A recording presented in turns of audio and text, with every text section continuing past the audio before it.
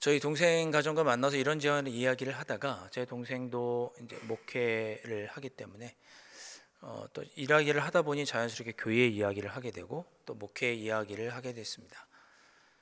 동생 가정이 그런 이야기를 하더라고요. 서로 목회에 대해서 이런저런 이야기도 하고 또 조언도 해주다가 또 동생 가정은 또 하나님께서 힘들고 어려운 중에도 우리 교회 목회 하나님께서 어떻게 은혜를 주시고 또 그런 가운데 하나님께서 친히 일하신 것들을 내가 느꼈다. 하나님께서 친히 역사하시고 일하시더라. 이런 이야기들을 함께 나눴습니다. 또 그런 이야기를 들으면서 하나님께서 목회 현장, 교회 현장에서 또 친히 일하고 계시다고 하는 그런 이야기를 듣는 것만으로도 저의 마음도 기쁘고 위로가 되고 또 힘을 얻을 수 있었습니다. 오늘 우리 모두 하나님께서 우리의 삶에 일하고 계심을 다시 한번 확인하는 그런 은혜가 있기를 주님의 이름으로 축원드립니다. 살다 보면 예기치 못하는 일을 만나게 됩니다. 뜻하고 계획했던 바와 다르게 좋은 일만 가득하지 않고 안 좋은 일들도 생기게 됩니다. 원치 않던 사건과 사고들, 천재지변들, 악한 자들의 해코지, 그래서 정말 하나님이 살아계시는지 억울한 마음이 들 때가 있고 하나님께서 정말 나를 사랑하시는지 의문이 들 때가 있고 내가 부당한 대우를 받고 있다는 생각이 들 때가 있고 나의 뜻과 계획과 상관없이 되어진 일이기에 좌절감도 느끼고 낙담할 때가 있습니다.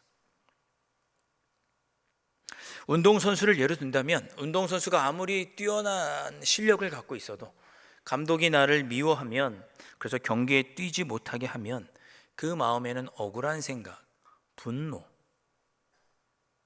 답답한 생각이 가득할 수밖에 없습니다. 직장에서 열심히 일하고 성실히 일하고 능력 있게 일함에도 불구하고 단지 여자라는 이유만으로 부당한 대우를 당하고 승진해서 누락된다면 얼마나 억울하겠습니까?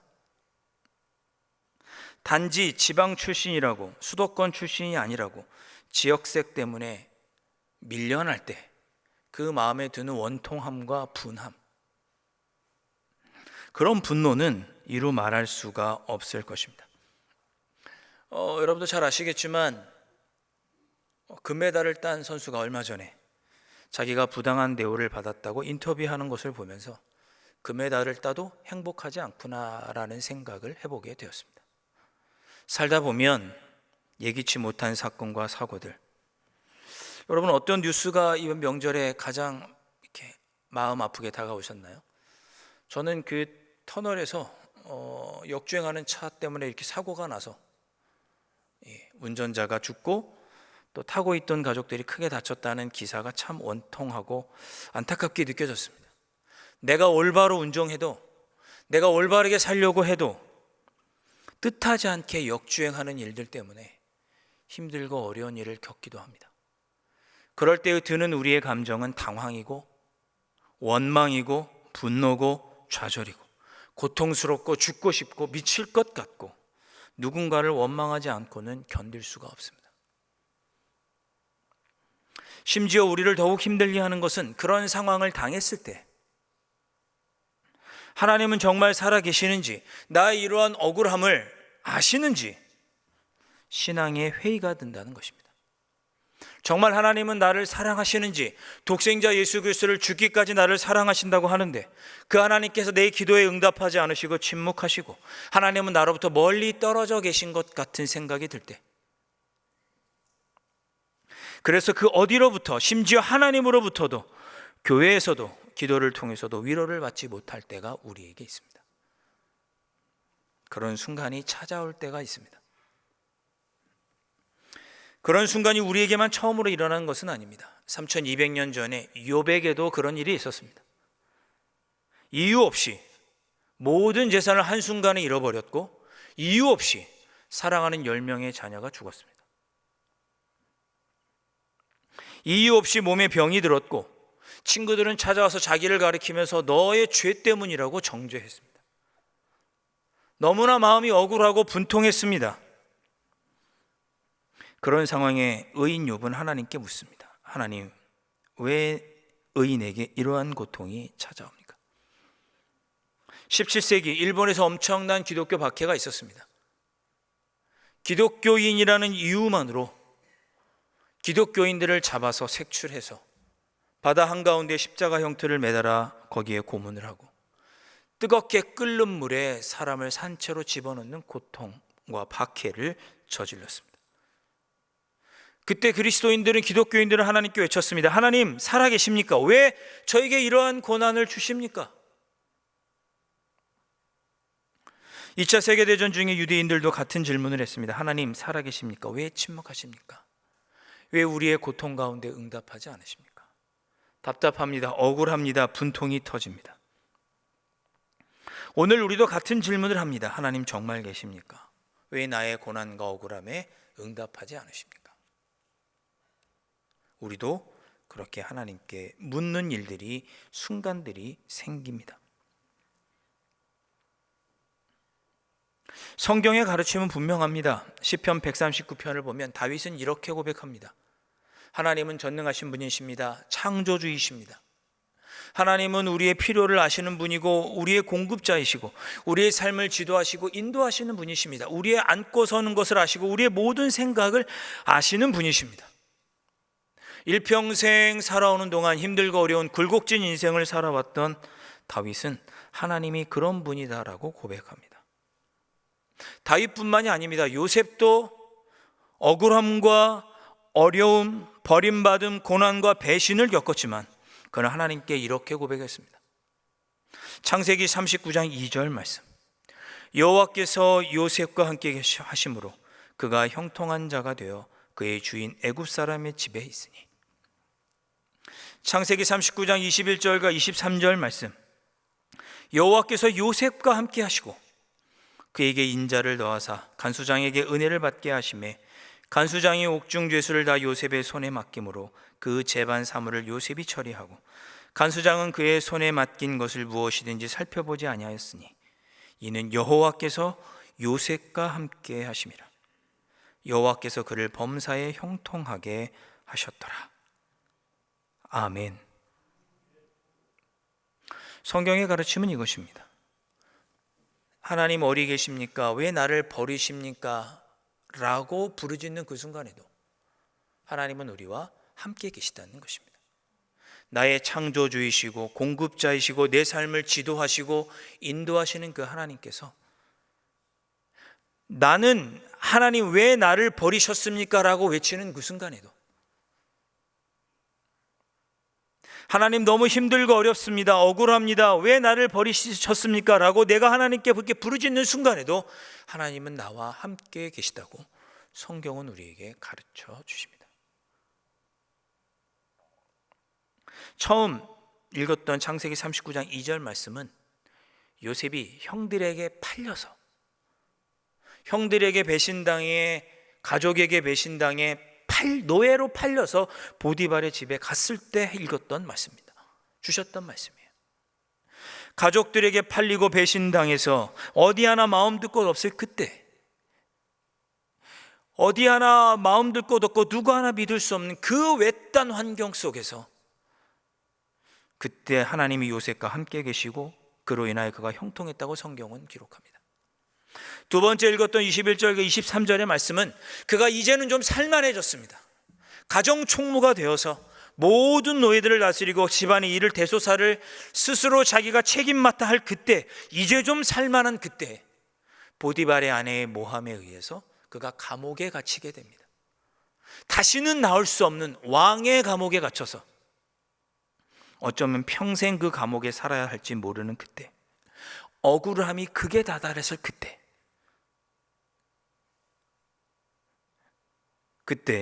하나님이 요셉과 함께 하심으로 그가 형통했다고 기록하고 있습니다. 성경의 가르침은 분명합니다. 어쩌면 하나님이 계시지 않는 것 같은 순간, 그렇게 느끼는 순간에도 하나님은 함께하고 계시다는 것입니다. 그것이 성경의 가르침입니다. 하나님은 우리의 생각을 아시고 우리의 마음을 아십니다. 그런 상황에서도 하나님은 우리에게 필요한 것들을 공급하시고 우리의 길을 지도하시고 우리가 어떻게 행해야 할지를 알려주십니다. 그렇게 하나님이 우리와 늘 함께 하시니 그러한 하나님을 분명히 알고 확신하라고 권면해 주시는 말씀이 오늘 우리가 읽었던 말씀입니다. 시편 46편 10절과 11절 제가 다시 한번 봉독해 보겠습니다. 이르시기를 너희는 가만히 있어 내가 하나님 됨을 알지어다. 내가 문 나라 중에서 높임을 받으리라. 내가 세계 중에서 높임을 받으리라 하시도다. 만군의 여호와께서 우리와 함께 하시니 야곱의 하나님은 우리의 피난처시로다. 셀라. 아멘. 10절에 뭐라고 말씀하십니까? 내가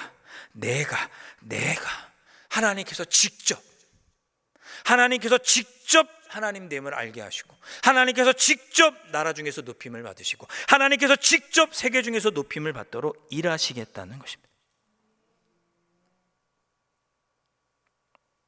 나는 분명히 하나님께서 나와 함께 계시지 않은 것 같고 힘들고 어려운 고난 중에 있는데 그때도 나와 하나님이 함께 계셔서 직접 일하시고 직접 하나님을 나타내시고 높임을 받으시겠다라고 하나님은 말씀하십니다.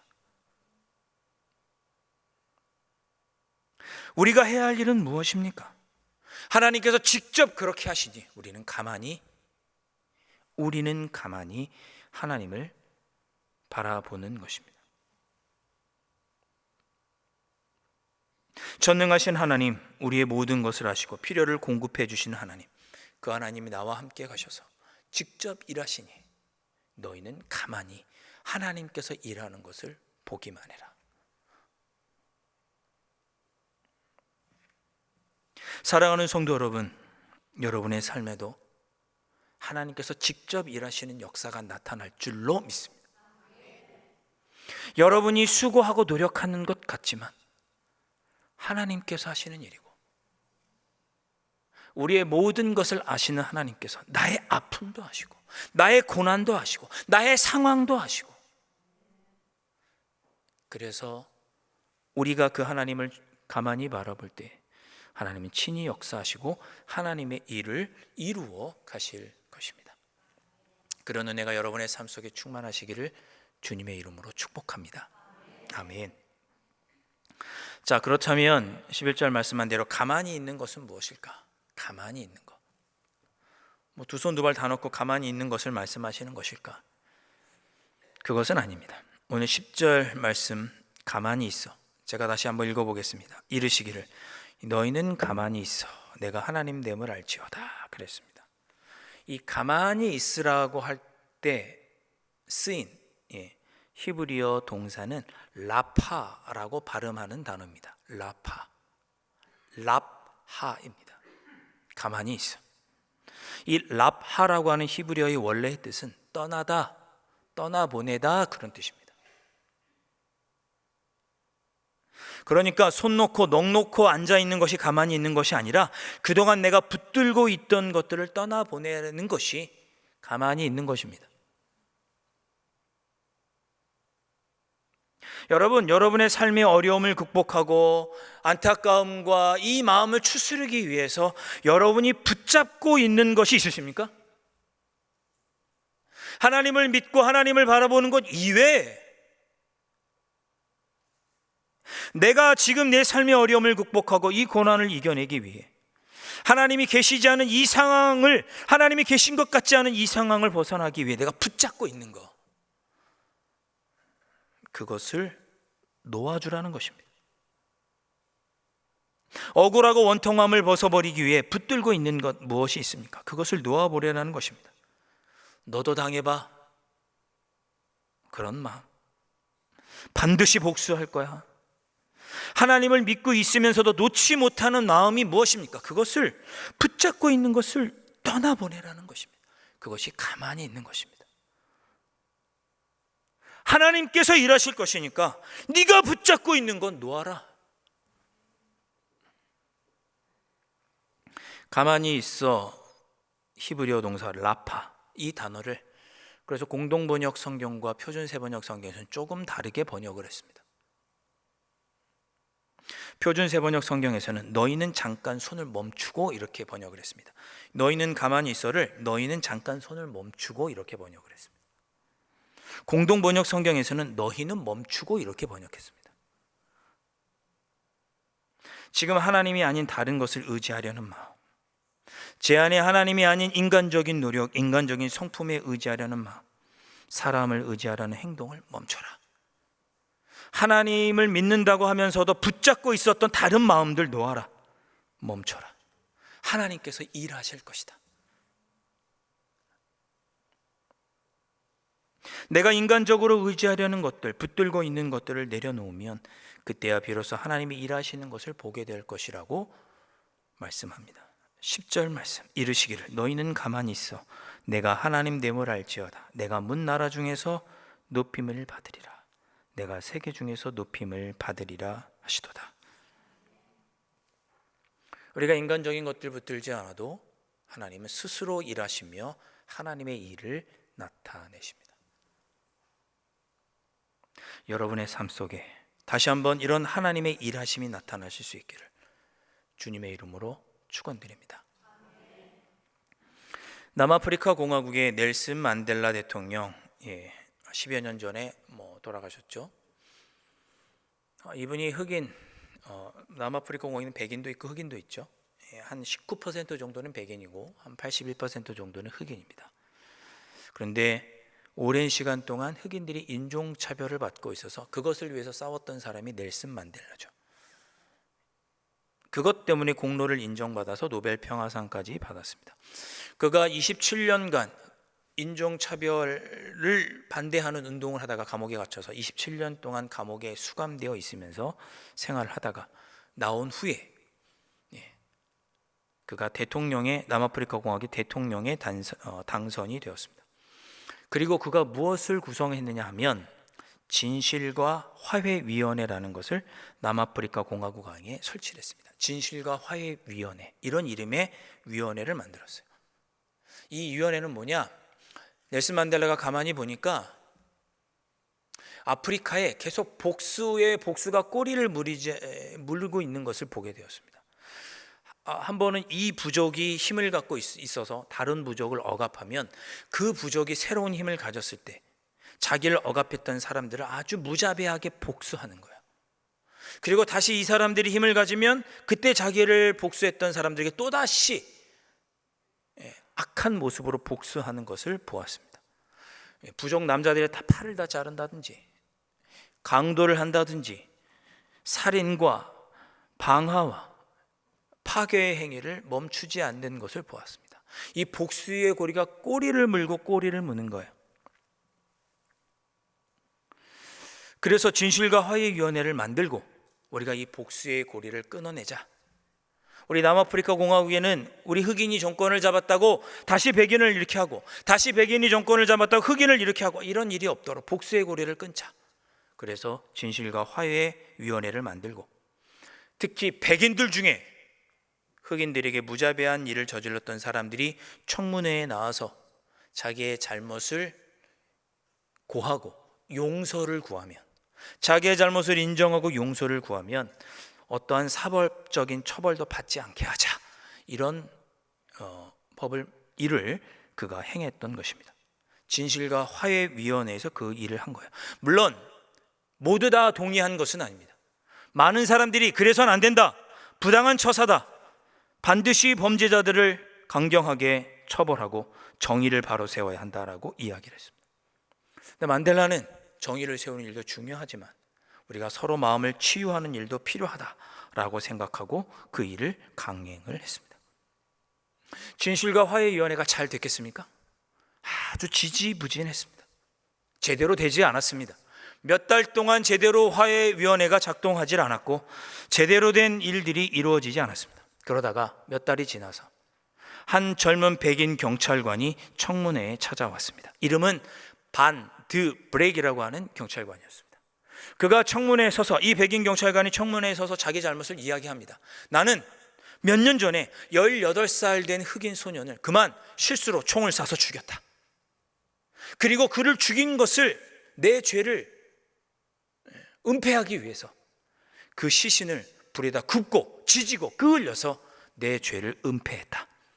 그뿐만이 아니다. 나는 그 아이를 죽인 이후에 8년이 지나서 그 아이의 아버지도 죽였다.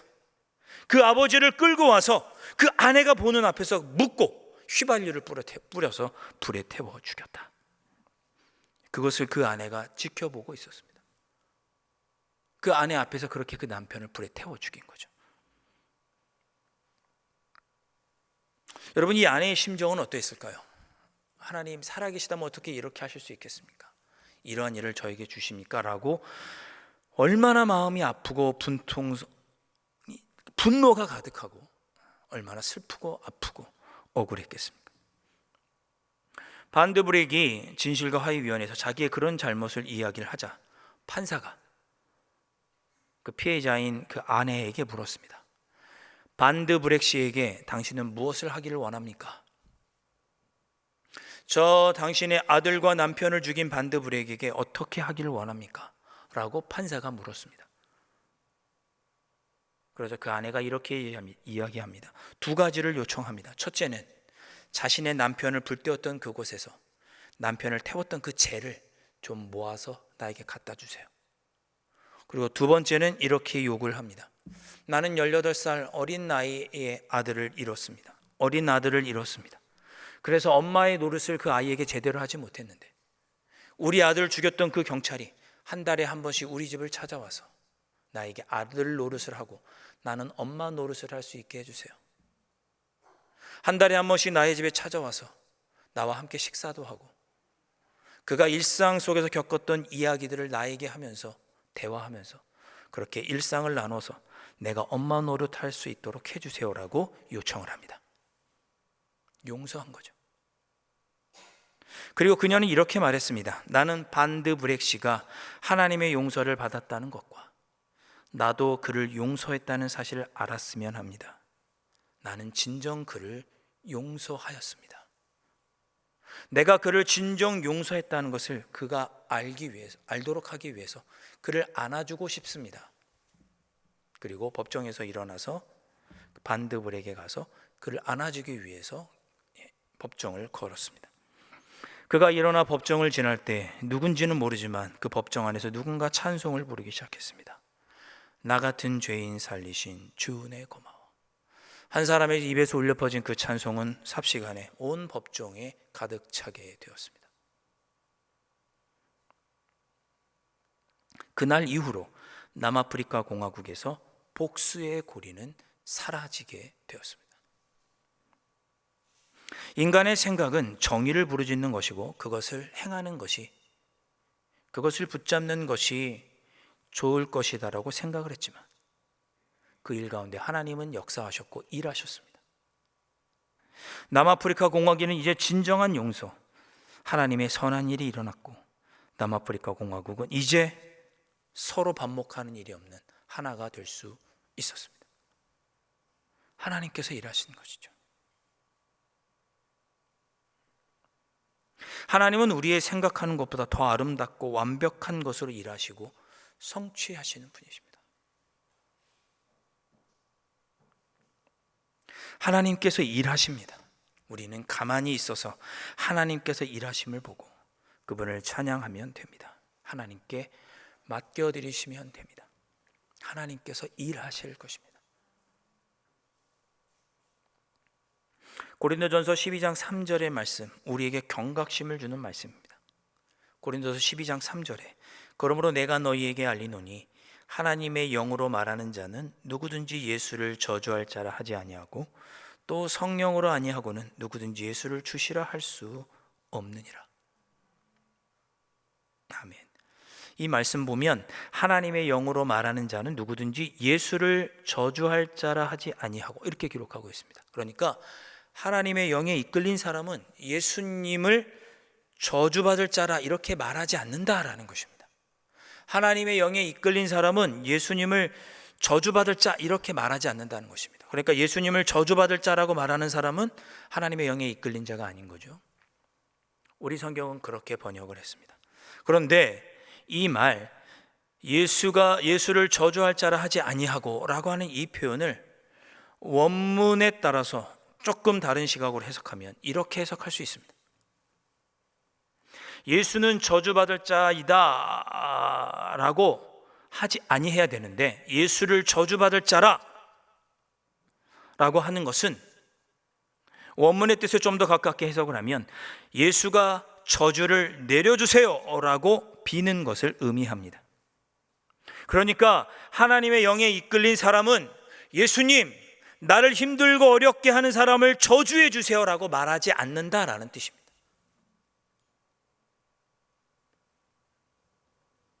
하나님, 나를 고통받고 있는 이 상황을, 나를 힘들게 하는 자들을, 나를 억울하게 하는 자들에게 저주를 내려주세요 라고 하지 않는다, 하나님의 영에 이끌린 사람은.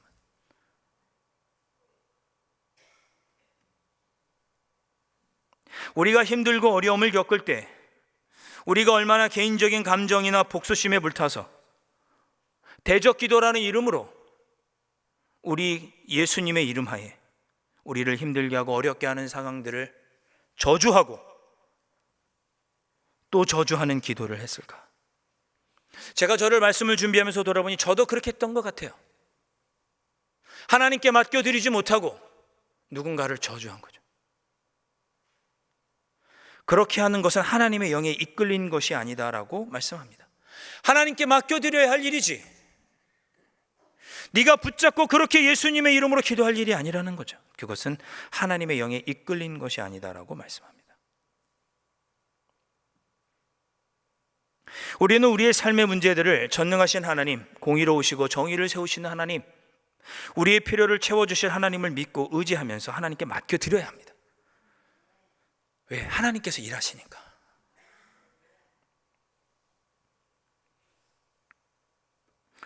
어렸을 때 우리 자녀와 함께 놀이공원에 자주 갔었습니다. 그러면 어린아이가 5살, 6살 때도 그렇게 범퍼카 타는 걸 좋아했습니다. 범퍼카가 뭔지 아시죠? 차끼리 이렇게 딱 부딪히는 거잖아요. 네. 재밌죠? 예, 운전하면서 딱 부딪히니까. 근데 아이가 그걸 타고 싶어 하면 아이 혼자 어떻게 타게 하겠습니까? 예, 부모가 같이 옆자리에 타죠. 제가 옆자리에 탑니다. 그리고 아이가 다치지 않도록 한 손으로는 아이를 안고, 또 아이가 잘 이렇게 부딪히면서 놀 수 있게 한 손으로는 제가 운전하고 악셀도 밟고 브레이크도 제가 밟습니다. 아이는 그저 핸들에 그냥 손만 이렇게 올려놓는 거죠. 아이가 그걸 하고 나면 참 즐거워합니다. 범퍼카가 끝나면 아이는 자기가 직접 운전한 줄 알고 얼굴에 웃음이 한가득입니다. 그 웃음을 보면서, 아이가 웃는 모습을 보면서 다음에 저는 또 아이와 함께 범퍼카를 탑니다. 실제로 운전은 누가 했나요? 아이가 했나요? 제가 했나요? 제가 했죠. 우리가 하는 것 같지만 사실은 하나님께서 하고 계시다는 것입니다. 그 이야기를 들을 때, 동생 가정과 목회의 이야기를 하고 교회 이야기를, 우리의 삶을 서로 나누면서 하나님께서 일하신다라고 하는 이야기를 들을 때 제 어깨에 있는 무거운 짐이 가벼워지고, 내 삶에 이해할 수 없는 삶의 고난과 상황들도 하나님께서 일하실 줄로 믿고 맡겨드리게 되고, 그렇게 위로와 힘을 얻을 수가 있었습니다. 여러분의 마음속에도 하나님께서 일하실 것이라고 하는 확신 가운데 하나님이 주시는 기쁨과 감사가 가득하고, 무거워진 어깨가 축 처진 어깨가 새 힘을 얻고 얼굴에도 웃음꽃이 피고, 가만히 서서 모든 것을 하나님께 맡겨드리고 하나님께 감사하며 믿음 가운데 서는 그런 삶을 살아갈 수 있으시기를 주님의 이름으로 축복합니다. 출애굽기 14장 13절과 14절 말씀, 홍해를 마주한 모세가 이스라엘 백성들에게 이렇게 말합니다. 모세가 백성에게 이르되 너희는 두려워하지 말고 가만히 서서 여호와께서 오늘 너희를 위하여 행하시는 구원을 보라. 너희가 오늘 본 애굽 사람들을 영원히 다시 보지 아니하리라. 여호와께서 너희를 위하여 싸우시리니 너희는 가만히 있을지니라. 할렐루야. 모세의 때에도 행하셨던 하나님, 홍해를 가르시고 이스라엘 백성들을 마른 땅으로 건너가게 하시고, 악한 원수들은 그 바닷속에 빠뜨려 멸망시키셨던 하나님, 이스라엘 백성이 한 건 아무것도 없고 그저 하나님이 하시는 일을 보았던 그 이스라엘 백성들이 누렸던 그 은혜가 오늘 우리의 삶 속에서도 일어나 날마다 하나님을 바라보며 기쁨과 감사한 가운데 살아갈 수 있는 저와 여러분이 될 수 있기를 주님의 이름으로 축원드립니다. 기도하겠습니다.